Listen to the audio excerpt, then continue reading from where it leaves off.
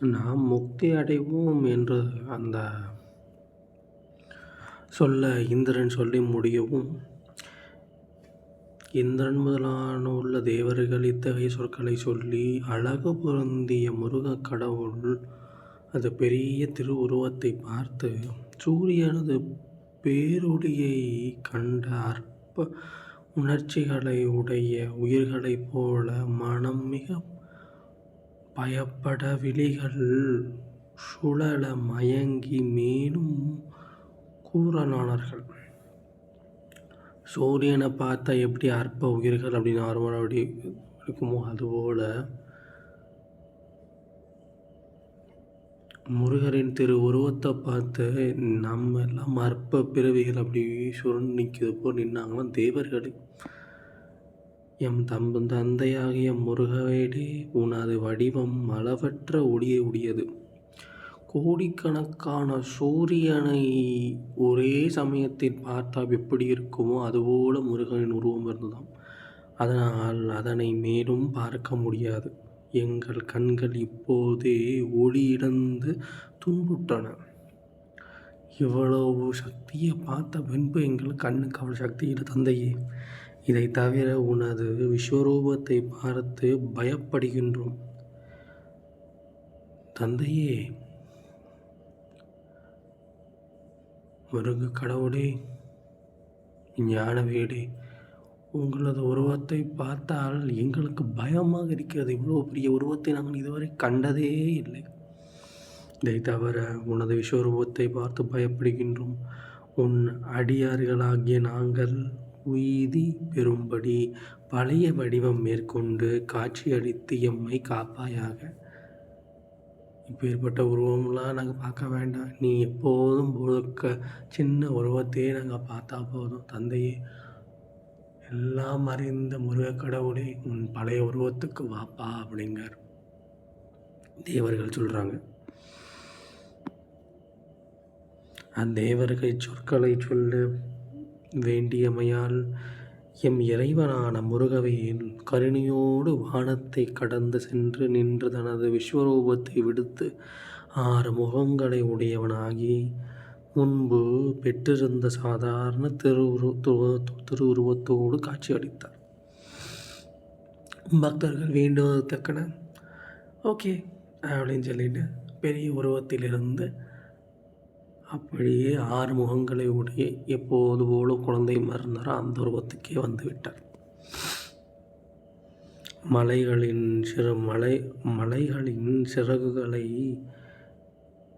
வெட்டியவனாக இந்திரன் அம்முருகனை வணங்கி துதி பேசலானான். இப்போது இந்திரன் துதிப்பாட ஆரம்பிக்கிறான்.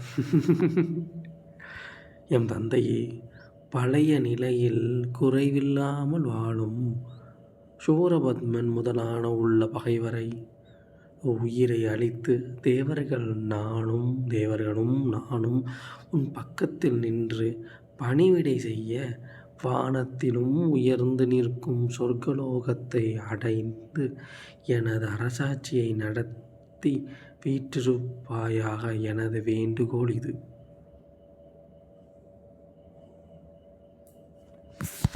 இந்திரன் அவர் பதவியே முருகருக்கு கொடுக்க ஆரம்பிச்சிட்டார். இப்போ அந்த நீங்கள் சூரபத்மனை மட்டும் தூக்கிடுங்க, அந்த லோகத்தை நீங்களே இருங்க, நாங்கள் உங்களுக்கு அடிமையாக இருக்கோம், தயவு செய்து அதை மட்டும் செஞ்சுருங்க. அவரோட கருத்தில் விடவே மாட்டேங்க.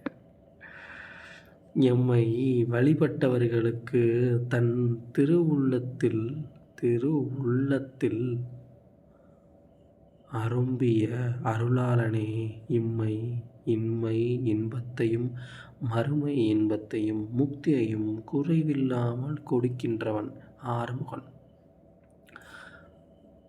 யாராயிருப்பினும் திருமுருகனை வழிபட்டால் தன் திருவுள்ளத்தில் அரும்பியவன் அருளாளனே, உள்ளம் மகிழ எல்லாத்தையும் கொடுக்கிறவர் எங்கள் முருகன். அது மட்டும் இல்லாமல் இன்மையிலும் இன்பம் மறுமையிலும் இன்பம், இப்பிறவியிலும் இன்பம் மறுபிறவியிலும் இன்பம், வானவரானாலும் இன்பம், எந்த பிறவி எடுத்தாலும் இன்பம் மட்டுமே கொடுக்கிற எங்கள் முருகருள். முக்தியை குறைவில்லாமல் கொடுப்பவன். மற்ற தெய்வங்கள் மாதிரிலாம் கிடையாது. முக்தியை கேட்டவனை கொடுக்கும் அருள் உள்ளவன் எங்கள் முருகன். அவனுக்கும் தனது அரசாட்சியாகிய சிறப்பு தருவதாக இந்திரன் சொன்னான். அப்பேற்பட்ட முருகனுக்கு தன் அரசாட்சியே இந்திரன் கொடுக்கன்ட்டாரான். பார்த்தோன்னு அவ்வளோதான். இதுக்கு மேலே கடவுளே கிடையாது. நம்ம ஆட்சி புரியுதா? அவர் கீழே இருந்து அவர்கிட்ட ஞானத்தை பெறுது நம்ம வழின்னு முடிவு பண்ணிட்டார். ஒருவன் அக்னி தேவனுக்கு ஒரு சுடரை வழங்குவதற்கு வேண்டி கொண்ட தன்மையை போன்றது.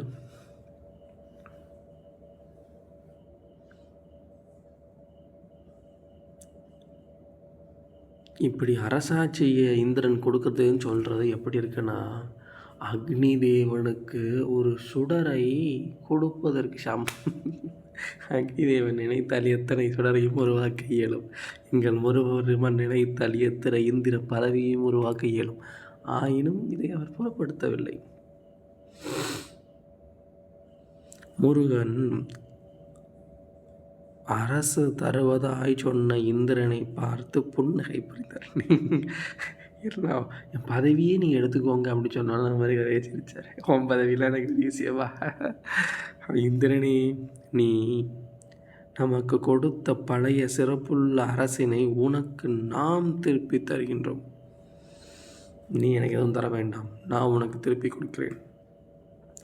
நீங்கள் படைகளை அமைய நாமே அப்படைக்கு தலைவனாக விளங்கி அசுரர் கூட்டம் முழுவதையும் அழிப்போம்.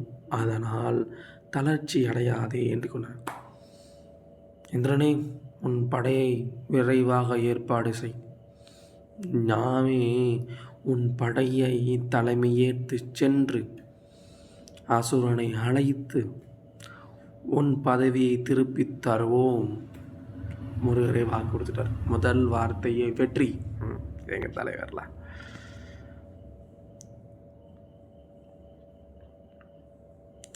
காந்தல் மலரான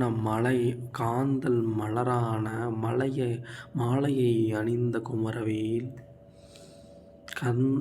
கடம்ப மரத்தின் மலர் காந்தல் மலரா? ஓகே, சொற்களை சொன்னார்.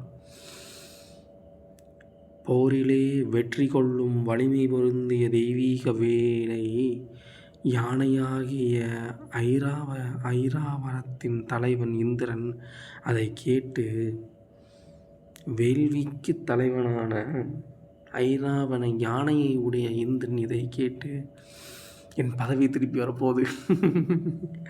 தேவர்களுடன் முருகனை துதித்தான். முருகா முருகா முருகா முருகான தேவர்களுடன் துதித்தான் அசோகர். அசுரர் அனைவரும் இறக்க அவன் அரசு செல்வம் பெற்ற சிறந்த முடியை